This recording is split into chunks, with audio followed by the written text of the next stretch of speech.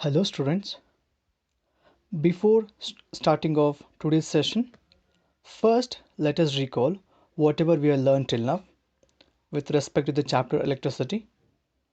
First we began with electric energy, charges, two kinds of charges, positive and negative. Electric current, definition of unit of current, electric circuit, circuit symbols, and the functions or properties of ammeter, voltmeter, resistor, and a rheostat. The first topic of today's session will be conventional current and electronic current.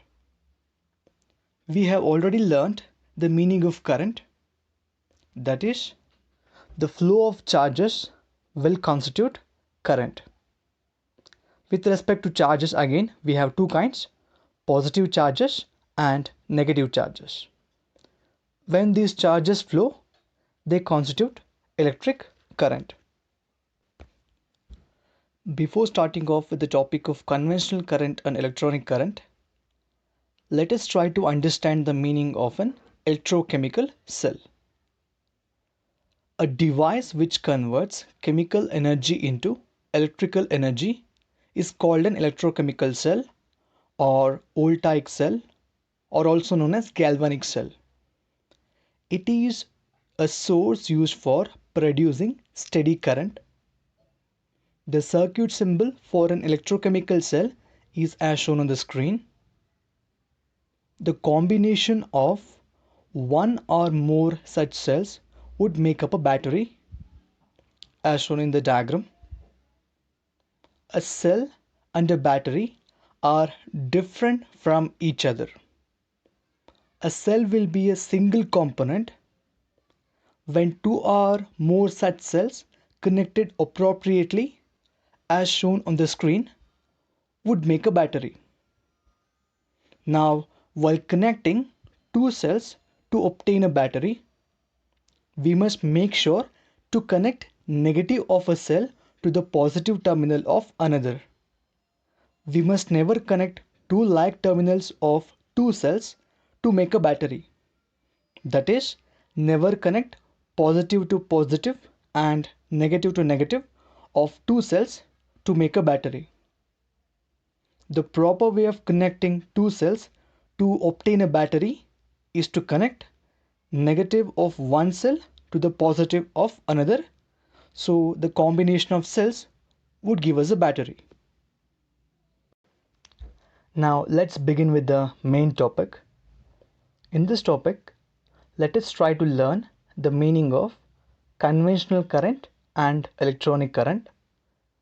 We'll also distinguish between conventional and electronic current.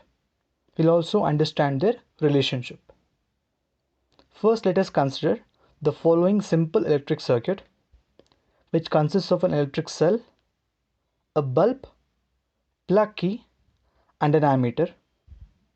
This electric circuit is powered by the cell, which means to say that the cell or a battery, when used in an electric circuit, would make the charges move, and this motion or the flow of charges will be responsible for the current in the circuit. Hence, flow of charges would constitute current in the circuit. In any given electric circuit, we get to observe conventional current as well as electronic current. So we'll try to understand what exactly this conventional current and electronic current mean. Let us consider the circuit on the screen. We've learned that the cell or a battery is responsible to obtain the current in a given electric circuit. That is, a cell or a battery would move the charges from one point of the circuit to another, and this movement of charges would constitute current. The cell in the circuit has two terminals, a positive and a negative. Negative terminal of the cell would repel the negative charges away from it, and the positive terminal of the cell would attract electrons towards it. I repeat the point. negative terminal of the cell would repel the negative charges that are electrons away from it, whereas the positive terminal of the cell would attract electrons towards it.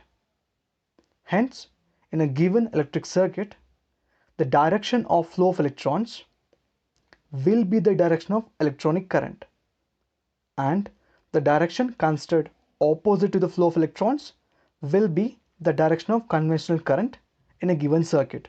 Please carefully note down this point. In a given electric circuit, the direction of flow of electrons will be the direction of electronic current, and the direction considered opposite to the flow of electrons will be the direction of conventional current in a given circuit. Now let us consider the diagram shown on the screen. As shown in the above diagram, when a conductor capital AB is connected across the terminals of a cell, free electrons begin to drift or move from its end capital B, which is connected to the negative terminal of the cell. The other end capital A is connected to the positive terminal of the cell. The current constituted by flowing of electrons is called electronic current. Clearly, the direction of electronic current is from negative terminal to positive terminal. By convention, the direction of motion of positive charges is taken as direction of electric current, also known as the conventional current. I repeat the point. It is the direction of motion of positive charges is taken as direction of electric current, which is from positive terminal to negative terminal. As electrons are negatively charged, the direction of conventional current in an electric circuit is taken as opposite to the direction of flow of electrons. That is, in the given diagram, the direction of electronic current is from capital B to capital A, and the direction of conventional current is from capital A to capital B.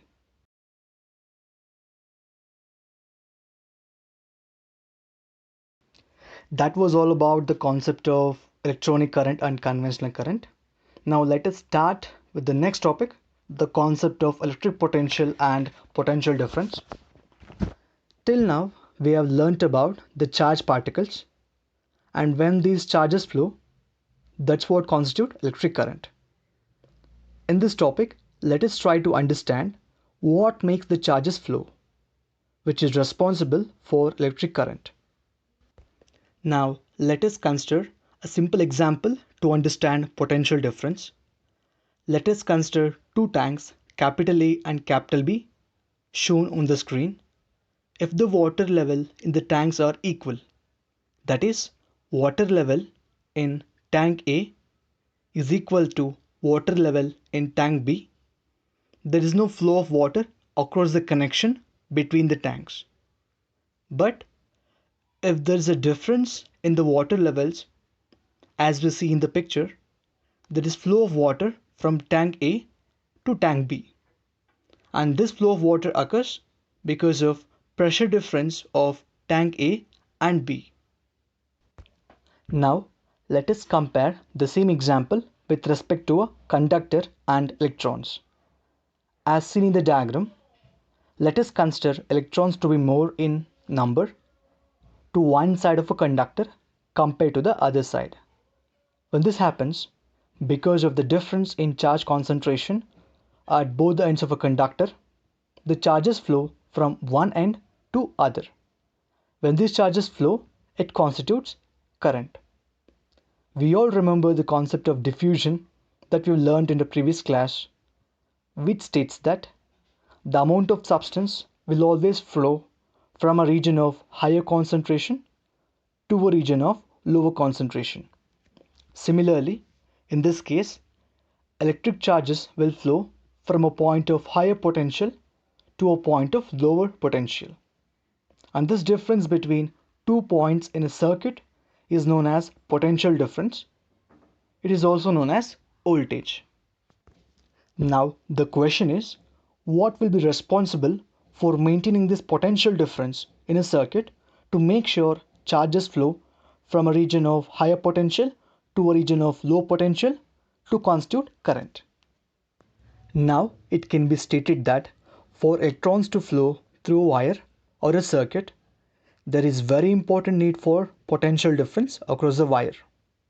In the example which we had considered earlier, there was a need for the difference in level of water to flow from tank A to tank B. But in case of a conductor, we want the difference in concentration of charges at two ends of a conductor, which results in charges to flow, and that would be responsible for current. Now, let us try to understand what would maintain this potential difference across the ends of a conductor or in a circuit, which results in the flow of charges. A cell or a battery are the sources of potential difference across a conductor or in a given circuit. Let us consider a battery that is connected to a conductor as shown on the screen. When we connect a cell or a battery to a conductor, electrons would flow from negative terminal of a cell towards the positive end. This flow of charges is possible because the conductor has free electrons in it. These free electrons are repelled by the negative terminal of a battery. These electrons repelled from the negative terminal flow towards the positive end, and this would constitute electric current. And this is how a cell or a battery offers potential difference, which leads to flow of charges that would constitute electric current. Here, the direction of electrons is from negative terminal of a battery towards positive, whereas the direction of conventional current is also the direction of electric current is from positive of battery towards negative. Hence, in a given electric circuit, the direction of flow of electrons or the direction of electron current and the direction of conventional current or the direction of electric current are opposite to each other.